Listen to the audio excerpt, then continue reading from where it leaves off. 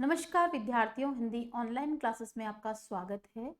और आज हम विषय हिंदी के अंतर्गत बच्चों एक बहुत ही सुंदर रचना को पढ़ने जाने वाले हैं जिसका नाम बचपन है।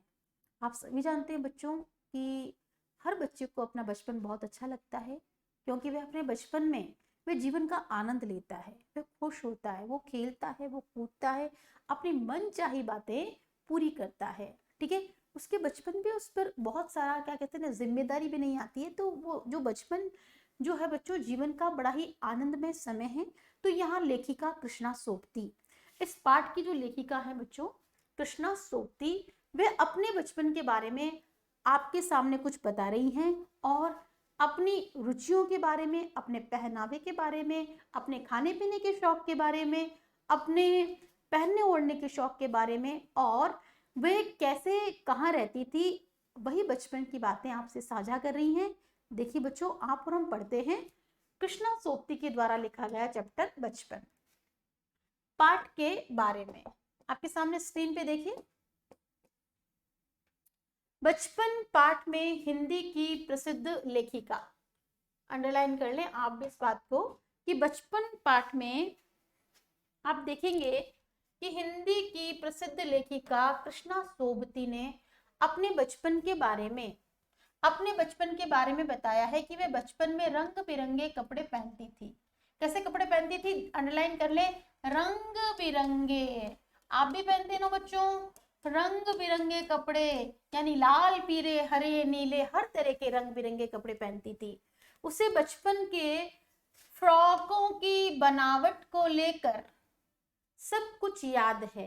बचपन में उन्हें जूतों पर स्वयं पॉलिश करना अच्छा लगता था। ठीक है, यहाँ लेखिका कह रही है कि आज भी उनको याद है कि उनकी फ्रॉक की बनावट कैसी थी। ठीक थी, घेरदार थी कि लंबी थी। ठीक है, और बचपन में अपने जूतों पर स्वयं पॉलिश करना अच्छा लगता था। उस समय बच्चों को कुल्फी, कचौड़ी, समोसा, फालसे बच्चों फल है, खट्टा मीठा आदि खाने को मिलते थे। जैसे आज आप कुछ और चीजें खाते हो, बच्चे वहां पे क्या खाते थे, कुल्फी, कचौड़ी, समोसा, फालसे। लेखिका का परिवार शिमला में रहता था। अंडरलाइन कीजिए, लेखिका कहाँ रहती थी, शिमला में रहती थी। वहां पर उन्होंने अपने छोटे भाई के साथ बचपन में मजे में बिताया। वहां पर उन्होंने अपने छोटे भाई के साथ बचपन कैसे बिताया बच्चों, मजे में, मजे यानी आनंद में। उन्होंने चश्मा बचपन में ही पहन लिया था और कई रंगों की टोपियां इकट्ठी कर ली थी, जिन्हें आज भी लगाना पसंद करती है। आप सभी जानते हो बच्चों कि जो शिमला है एक तरह से हिल स्टेशन है, पहाड़ी प्रदेश है। वहां पर लोग टोपी लगाना क्या करते हैं, सर्दी की दृष्टि से भी, सुरक्षा की दृष्टि से उनका शौक है।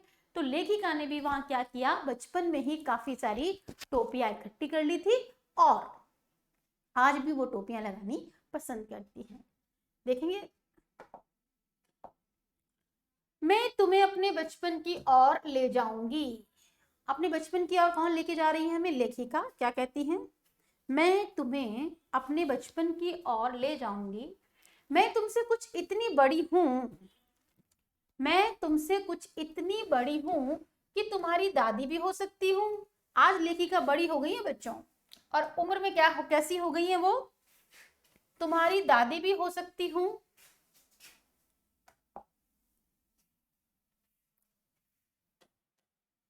नानी भी हो सकता है, बड़ी बुआ भी, बड़ी मौसी भी, और परिवार में मुझे सभी लोग जी जी कहकर ही पुकारते हैं।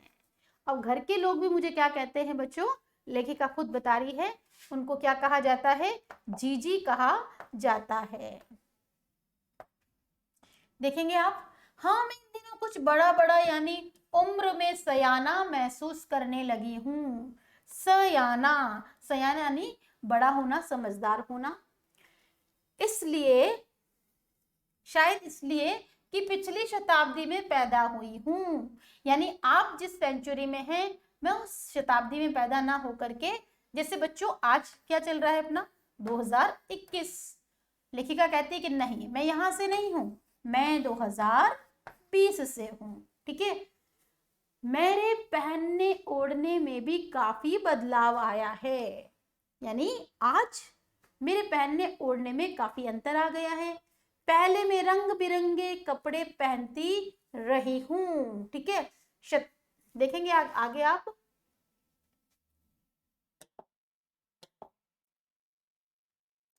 शताब्दी में बच्चों आप लेंगे जैसे कि अगर 21वीं है तो 20वीं और 19वीं, इस तरह से चलेंगे अपन, है ना।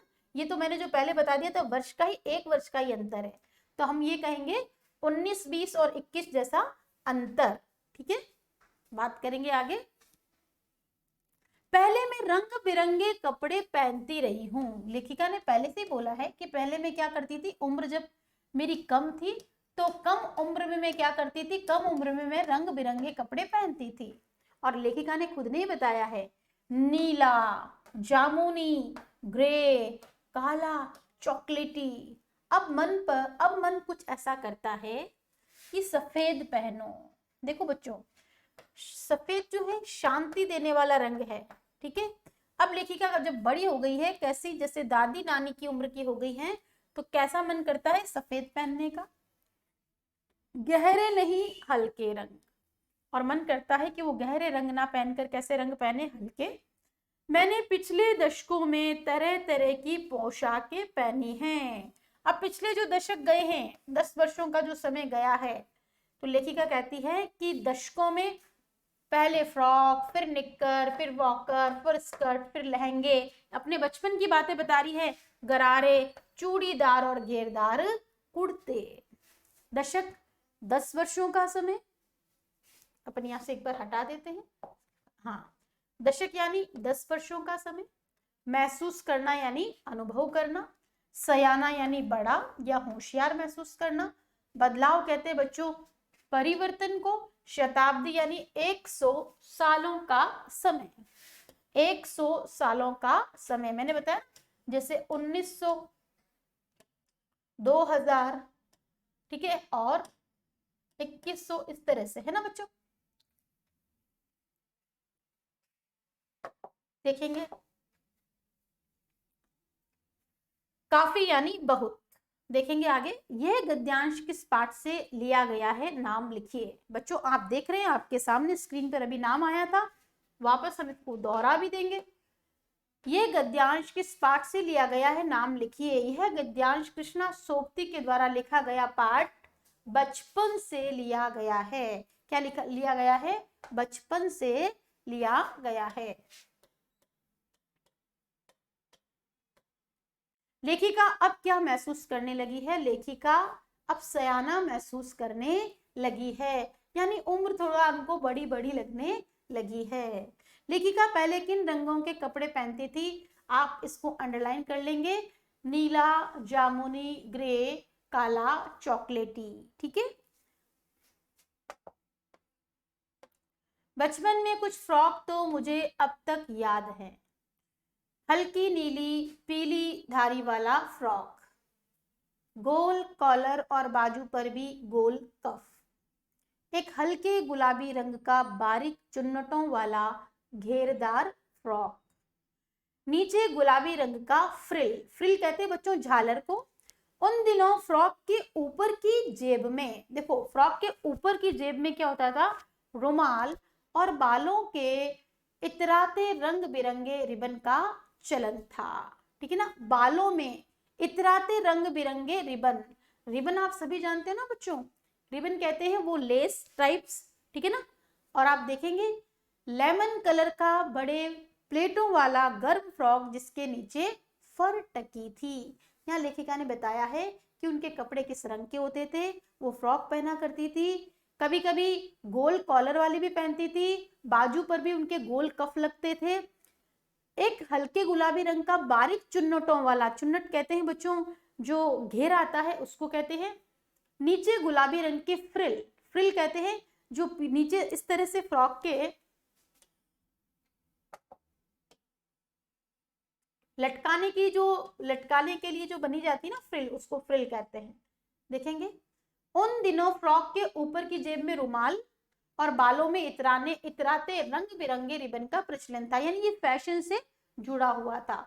चलन का अर्थ होता है बच्चों फैशन।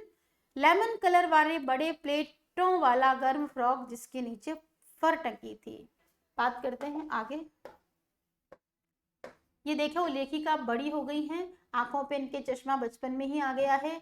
अब वो खुद ही कह रही कि मैं बड़ी बड़ी दिखती हूँ। 2 ट्यूनिक भी याद हैं, ये भी देखो ट्यूनिक उनके कपड़े हैं, एक चॉकलेट रंग का और एक अंदर की कोटी प्याजी। और किस तरह से उनके अंदर की जो कोटी थी वो प्याजी रंग की थी, दूसरा ग्रे और उसके साथ सफेद कोटी। सारे रंग उनको याद हैं और अपने कपड़े उनको याद हैं। मुझे अपने मोजे और स्टॉकिंग भी याद है। बच्चों वो कैसे मोजे पहनती थी, और आपको पता है एक पतली झीने उसमें स्टॉकिंग होते हैं, अंदर तक ऊपर तक पहनने वाले हल्के मोजे, ठीक है ना, जिसे पहना जाता है।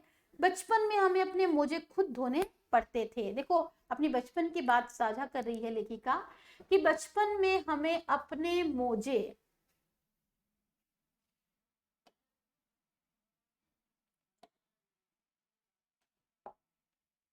लेखिका क्या कहती है कि हम क्या करते थे बचपन में अपने मोजे खुद धोते थे। वे नौकर और नौकरानी को नहीं दिए जा सकते थे, इसकी सख्त मनाही थी। सख्त मनाही यानी सख्ती से मना कर दिया गया था कि नौकर और नौकरानी मोजे नहीं धोएंगे। मोजे किसको धोने, स्वयं को धोने हैं, ठीक है। हम बच्चे इतवार, इतवार कहते हैं बच्चों रविवार, रविवार की सुबह इसी में लगाते, धो लेने के बाद अपने अपने जूते पॉलिश करते। पहले तो मोजे धोते थे, फिर क्या करते थे जूते पॉलिश करते, जूतों को चमकाते। जब जूते कपड़ों या ब्रश से रगड़ते तो पॉलिश की चमक उभरने लगती थी। बच्चों पॉलिश करने के बाद जब कपड़े से या तो उसको चमकाया जाए या ब्रश से चमकाया जाए तो जूता क्या है पॉलिश करने के बाद और अधिक चमकने लगता है। सर्वर, किसी को याद किया जा रहा है यहाँ, मुझे आज भी बूट पॉलिश करना अच्छा लगता है। हालांकि अब नई नई किस्म के शू आ रहे हैं, यानी अब तो थोड़ा फैशन अलग हो रहा है, अलग अलग तरह के शूज आने लगे हैं। कहना होगा कि ये पहले से कहीं ज्यादा कैसे हैं, आरामदेह हैं। आरामदेह यानी बड़ा ही आराम देने वाले हैं। हमें जब नए जूते मिलते उसके साथ ही छालों का इलाज शुरू हो जाता था। लेखिका बताती है कि आज के जूते बड़े आरामदेह हैं, अलग अलग तरह के आते हैं, लेकिन उनके जो जूते थे सख्त होते थे और जैसे ही जूते आ जाते थे उन जूतों को पहनकर जब पाँव में छाले पड़ जाते थे तो साथ साथ में इलाज की प्रक्रिया भी शुरू हो जाती थी। जब कभी लंबी सैर पर निकलते पास रुई जरूर रखते, और जब उन जूतों को पहनकर कभी लंबी यात्रा करनी पड़ती, लंबी सैर करनी पड़ती थी, तो देखो भाई जो पहले से ही उनके मन में एक डर समा जाता था कि चलेंगे तो जूते हमारे पैरों को खाएंगे, उसके खाने से छाले होंगे, और जब छाले होंगे तो तकलीफ देंगे, तो पहले ही वो क्या करते थे बच्चों, अपने साथ रुई रखते थे। जता लगा तो रुई, जहां लगा कि रुई मोजे के अंदर। हाँ, हमारे तुम्हारे बचपन में बहुत फर्क हो चुका है। लेखिका इस बात को स्वीकार करती है कि आज तुम्हारे बचपन में और मेरे बचपन में काफी बदलाव आया है। फ्रिल यानी झालर, चलन यानी रिवाज या फैशन, सख्त का अर्थ होता है बच्चों कठोर, छाले कहते हैं फफोले, फर्क यानी अंतर, स्टॉकिंग यानी पायतावा। बच्चों ये पाँव में पहनने का होता था, इसलिए इसको क्या कहते हैं, पायतावा। खुद स्वयं, बूट जूते, आरामदेह यानी आरामदायक, मनाई यानी अनुमति न होना। लेखिका को बचपन की कौन सी पोशाकें याद है? लेखिका को अपने बचपन की सभी पोशाकें याद है कि वो फ्रॉक पहनती थी। और फ्रॉक्स में देखिए आपने, फ्रॉक के अतिरिक्त भी लेखिका ने बताया उसको उनके मोजे स्टॉकिंग तक उनको याद है। और हम देखेंगे इस संस्मरण में लेखिका किसकी चर्चा कर रही है, शिमला की, बचपन की, फ्रॉक की या चश्मे की? तुम कहेंगे बचपन की चर्चा कर रही जिसमें सारी बातें आ रही है। बचपन में लेखिका ने इसमें से क्या नहीं पहना था? फ्रॉक पहनी थी, स्टॉकिंग पहनी थी, ट्यूनिक पहनी थी, चूड़ीदार और घेरदार कुर्ते की चर्चा यहाँ नहीं हुई है, तो बच्चों हम इसका ग उत्तर करेंगे।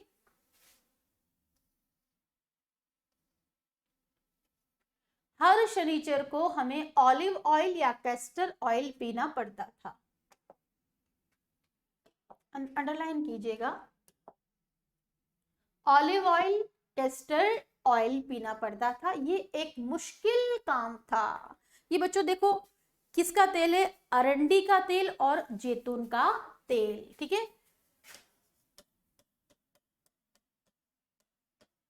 जैतून का और अरंडी, ठीक है। हम हर शनिश्चर को ऑलिव ऑयल या कैस्टर ऑयल पीना पड़ता था, ये एक मुश्किल काम था, बड़ा ही मुश्किल काम था बच्चों। तेल पीना तो नेचुरल सी बात है, यदि अब आपको कोई सोयाबीन का तेल भी पीने के लिए दे दे तो आप नहीं पी पाएंगे, क्योंकि तेल चिकना होता है और पीने में वो स्वादिष्ट नहीं लगता है। शनिश्चर को सुबह से ही नाक में इसकी गंध आने लगती। नेचुरल सी बात है बच्चों, इमेजिनेशन कीजिए, कल्पना कीजिए, आपको दवा लेना पसंद नहीं है, तो दवा लेने में अगर आपको मिचली आती है, उल्टी आती है, तो पहले से ही दवा की गंध आपके दिमाग में आने लगती है। वही बात लेखिका कह रही हैं कि हमें स्वस्थ रखने के लिए क्या किया, पिलाते थे हर शनिवार को ऑलिव ऑयल यानी जैतून का तेल, कैस्टर ऑयल यानी अरंडी का तेल, ठीक है। लेकिन जैसे ही शनिवार आता था, सुबह से ही नाक में इसकी गंध, गंध कहते हैं एक तरह से, इसकी बदबू हमें आने लगती थी। छोटे शीशे के गिलास जिस पर खुराक के लिए मशीन पड़े, मशीन नहीं होना चाहिए, निशान होना चाहिए, यहाँ पे निशान पड़े रहते, उन्हें देखते ही मितली, मितली का मतलब होता है बच्चों उल्टी आंख होने लगती। देखो बच्चों, ये जैसे गिलास है और गिलास में एक निशान बना दिया है कि यहाँ तक इस तेल को भरना है और फिर पीना है, ठीक है। मुझे आज भी लगता है कि अगर हम न भी पीते वह शनिवारी दवा तो कुछ ज्यादा बिगड़ने वाला नहीं था, यानी हम तो स्वस्थ ही रहते, ऐसा कुछ नहीं होता, सेहत ठीक ही रहती। तुम्हें बताऊंगी कि हमारे समय और तुम्हारे समय में कितनी दूरी हो चुकी है। लेखिका कह रही हैं कि देखो अब समय क्या है, बहुत बदल गया है, यहाँ तक कि बचपन की दिलचस्पियां, जो रुचियां हैं, इंटरेस्ट भी बदल गई। याद रहे उन दिनों कुछ घरों में ग्रामोफोन थे, रेडियो टेलीविजन नहीं थे। बच्चों म्यूजिक सुनने के लिए एक ऐसा बड़ा सा भोंपू करके टाइप से, फिर उसको ना यहाँ रख के इस तरह से वो बजता था, उसको ग्रामोफोन कहते हैं, ठीक है। उस समय क्या नहीं था बच्चों, रेडियो नहीं था और ना ही टीवी था।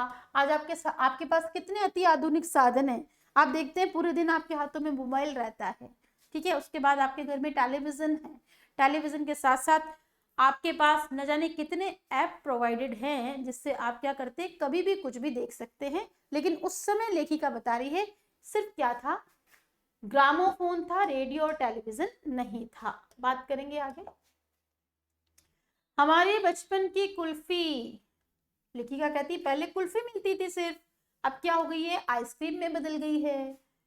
कचौड़ी और समोसा खाते थे, अब क्या है, वो पेटीज में बदल गया है। शहतूत बच्चों ये इस तरह से होते थे, ठीक है ना, लंबे लंबे, ठीक है। और फालसे ये खट्टे मीठे गोल गोल, ठीक है, बैंगनी कलर के। खसखस के शरबत, ये खसखस कहते हैं ठंडाई जिससे बनती है, जो शरबत बनता था, अब क्या है बच्चों, क्या बन गया है, कोक पेप्सी।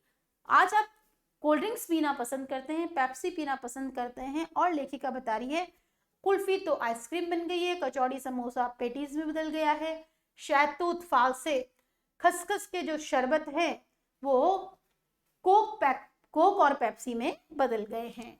उन दिनों कोक नहीं, लेमनेड विम्टो मिलती थी। और लेखिका ये भी बता रही है उन दिनों कोक नहीं थी तो क्या था, लेमनेड और विम्टो मिलती थी।